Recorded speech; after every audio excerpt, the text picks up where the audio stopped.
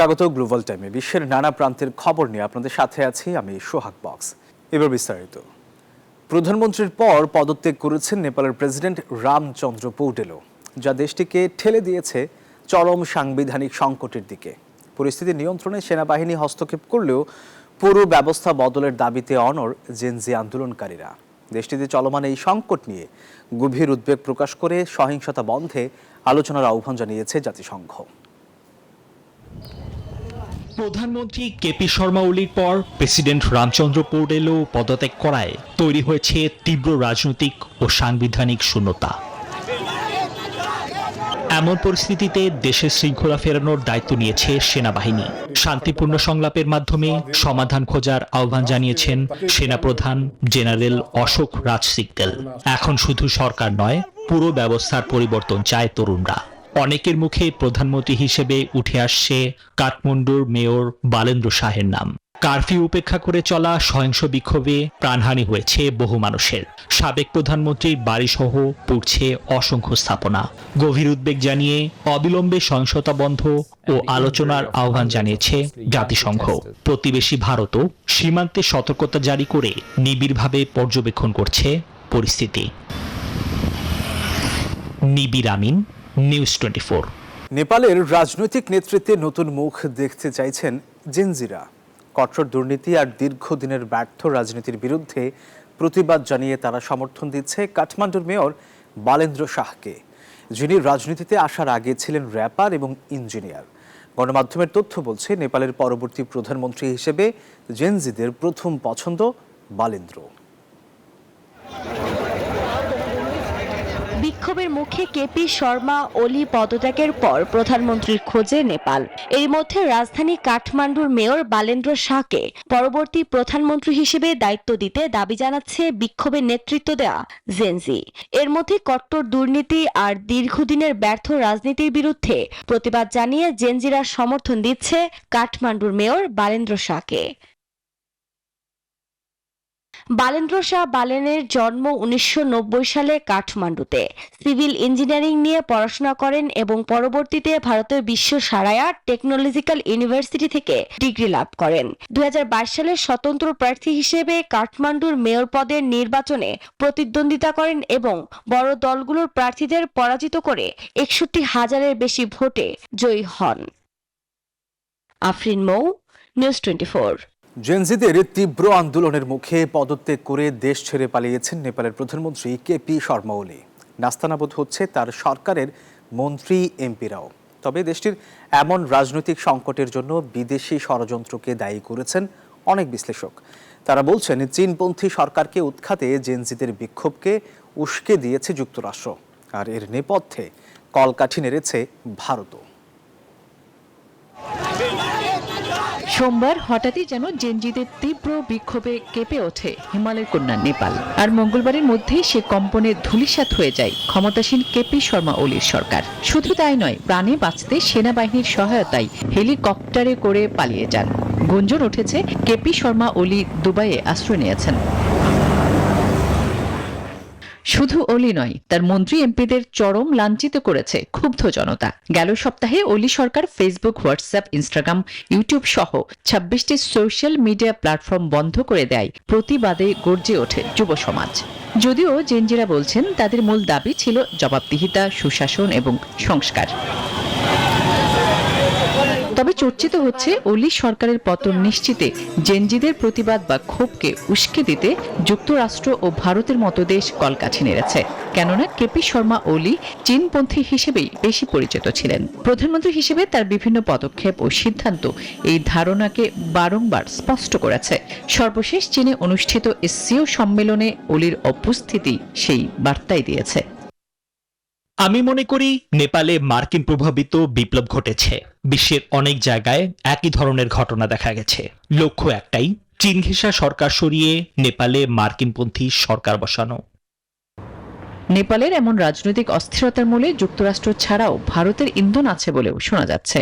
সাধারণত নেপালের প্রধানমন্ত্রীরা প্রথম বিদেশ সফরে ভারতকে বেছে নিলেও ওলির শেষ দফার প্রধানমন্ত্রীত্বে প্রথম বিদেশ সফরের জন্য চীনকেই বেছে নিয়েছিলেন।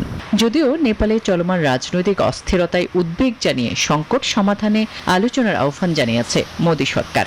হিমালয় কন্যায় সহিংসতা ও রাজনৈতিক সংকটে উদ্বেগ জানিয়ে একই বার্তা দিয়েছে যুক্তরাষ্ট্র। আসমাতুলি, নিউজ 24। নেপালের রাজনৈতিক অস্থিরতার জেরে 2 দিন বন্ধ থাকার পর পুনরায় চালু হয়েছে রাজধানী কাঠমান্ডুর ত্রিভুবন আন্তর্জাতিক বিমানবন্দর। বুধবার বিমানবন্দরের নিরাপত্তা কমিটির বৈঠকের পর পুনরায় কার্যক্রম শুরু করার সিদ্ধান্ত নেওয়া হয়েছে। অনুমতি দেওয়া হয়েছে 9 সেপ্টেম্বর থেকে স্থগিত থাকা সব অভ্যন্তরীণ ও আন্তর্জাতিক ফ্লাইট পরিচালনার, সেই সঙ্গে যাত্রীদের আপডেটেড ফ্লাইট সময়সূচি এবং টিকিট ও লাগেজের ব্যবস্থা নিশ্চিতে নিজ নিজ বিমান সংস্থাগুলির সঙ্গে যোগাযোগের পরামর্শ দেওয়া হয়েছে।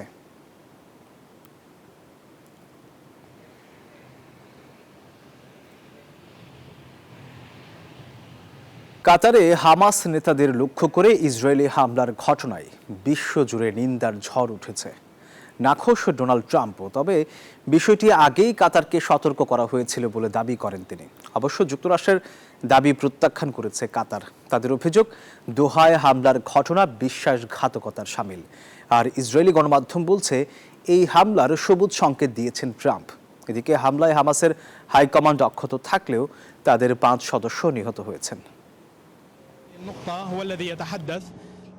মঙ্গলবার কাতারের রাজধানী দোহায় হঠাৎ ইসরায়েলি হামলা।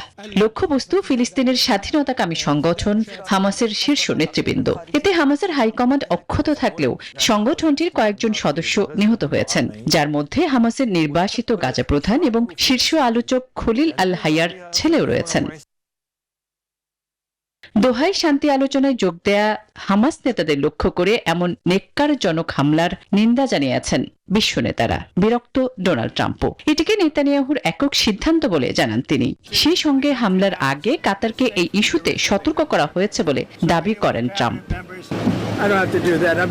কাতারে হামাসকে লক্ষ্য করে ইসরায়েলের এমন হামলায় আমি নাখোশ। এই ঘটনায় মধ্যপ্রাচ্যের শান্তি আলোচনাকে আরও জটিল করতে পারে।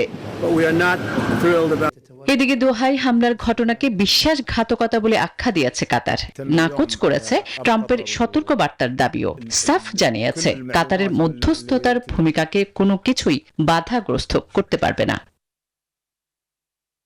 এমন আবহে দোহা নাটকের উত্তেজনার পারদ চরমে ওঠে ইসরায়েলি কয়েকটি গণমাধ্যমের খবরে। সেখানে বলা হয়, দোহায় ইসরায়েলি হামলার সবুজ সংকেত দিয়েছেন খোদ ডোনাল্ড ট্রাম্প।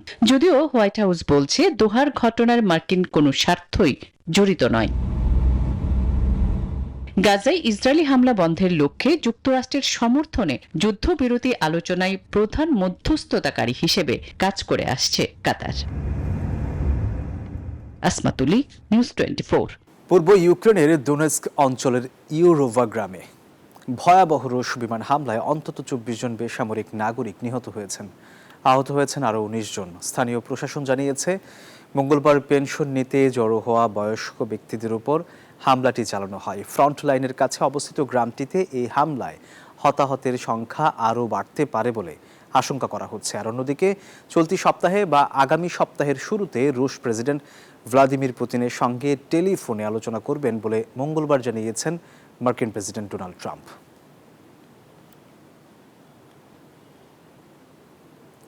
চীন ও ভারতের উপর 100% শুল্ক আরোপ করতে ইইউর প্রতি আহ্বান জানিয়েছেন মার্কিন প্রেসিডেন্ট ডোনাল্ড ট্রাম্প। মঙ্গলবার মার্কিন কর্মকর্তা ও ইইউ কূটনীতিকের বরাতে এই তথ্য জানিয়েছে গণমাধ্যম। ট্রাম্পের এই পদক্ষেপ রুশ প্রেসিডেন্ট ভ্লাদিমির পুতিনকে চাপে ফেলার কৌশল বলছেন বিশ্লেষকরা। তথ্য বলছে, চীন ও ভারত রাশিয়ার তেলের অন্যতম প্রধান ক্রেতা। এই দুই দেশ তেল না কিনলে ইউক্রেনে রাশিয়া এতদিন আগ্রাসন চালিয়ে যেতে পারত না, এমনটাই অভিযোগ যুক্তরাষ্ট্রের।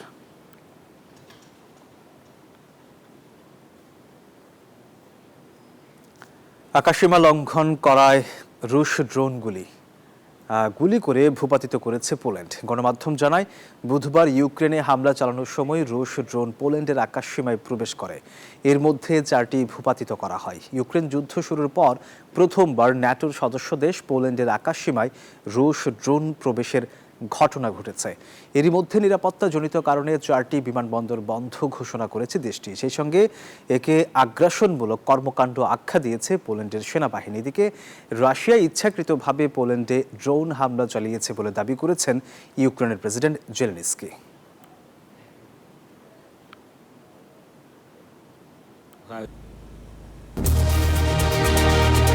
আর এই ছিল গ্লোবাল টাইম। ধন্যবাদ সবাইকে।